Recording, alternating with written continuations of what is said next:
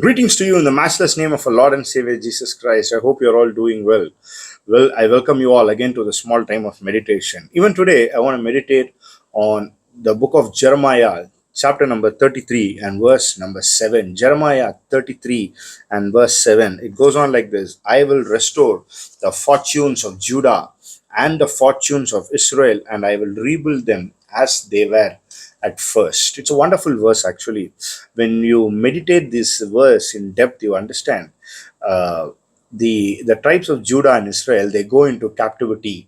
Judah comes back. At least some of the people from Judah, from the land of Judah, they come back.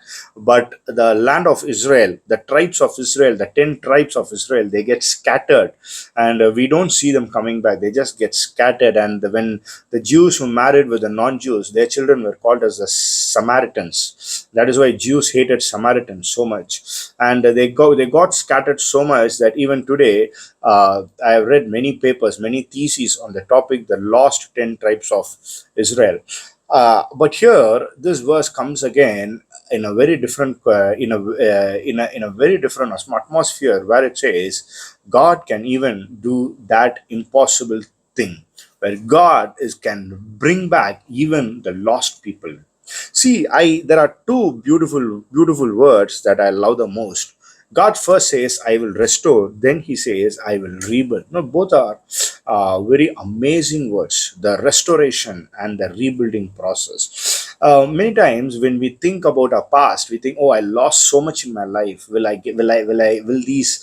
be ever restored of this? It might be finance, I lost so much. It might be years. I lost so much of my years. Will I ever be restored? Can it be restored? When we look at different verses from the Bible, this restoration is the process that can be done only by God and God Himself. I will restore the years that were eaten away, that were taken away. God is not just a restorer of physical things. God is not just a restorer of spiritual health, but God is a restorer even of time. That's the power of God. Here God says, I will restore you and I will rebuild you. Someday I want to talk to you on the process of rebuilding, how God is so much interested in rebuilding our lives. But today I really want to stress on this word restoration. God is going to restore you. God is going to restore you. நான் உனக்கு திருப்பி தருவேன். What you lost, நான் உனக்கு திருப்பி தருவேன். Maybe you lost it. Maybe you lost it because of your own sin.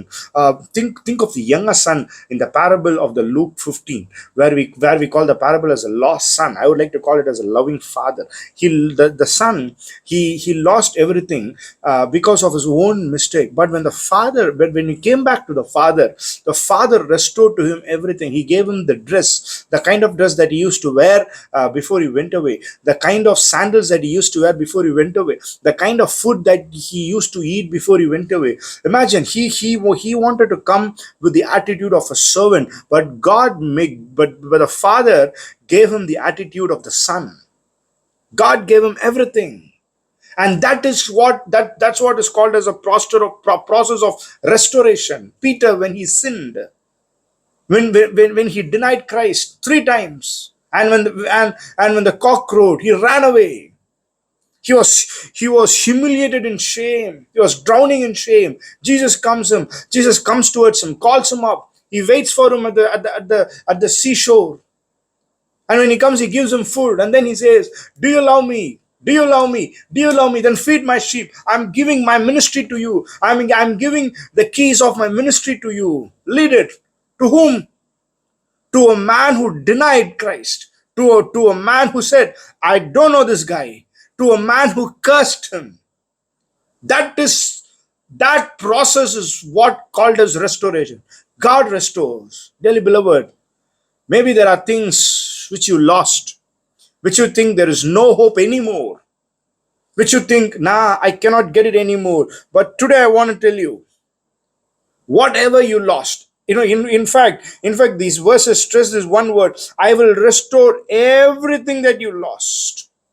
I will restore everything that you lost, everything that went into captivity. Even it might be even dead.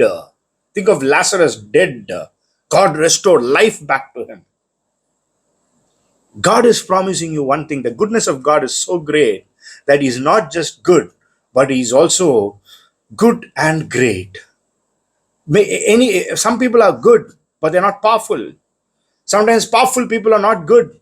Sometimes good people are not powerful. But God is not just good, but He's all powerful, almighty. And He says, yes, with the level of goodness that I have in me, that is the same level of power that I have in me. So, with the goodness of my heart, I can restore everything to you. Whatever it is, just know one thing. Today, God promises to you, I will restore the fortunes, your fortunes. I'll restore the fortunes of Judah and Israel. They will be brought back. Yes, they are scattered, but I will bring them back. Maybe your family is scattered. Maybe your work is scattered. Maybe you think everything in my life is broken, it's scattered. But today, God promises one thing, I will restore it to you. I will restore it to you. Don't lose heart. God will restore it to you. Just stay strong. Just stay humble. Just stay hopeful. Just be strong in your faith. Just trust God. Let Him do the job. Let Him do the repair work. God is a repairer. God is a rebuilder. God is a restorer. Yes, He will restore everything. I believe it. I believe it surely.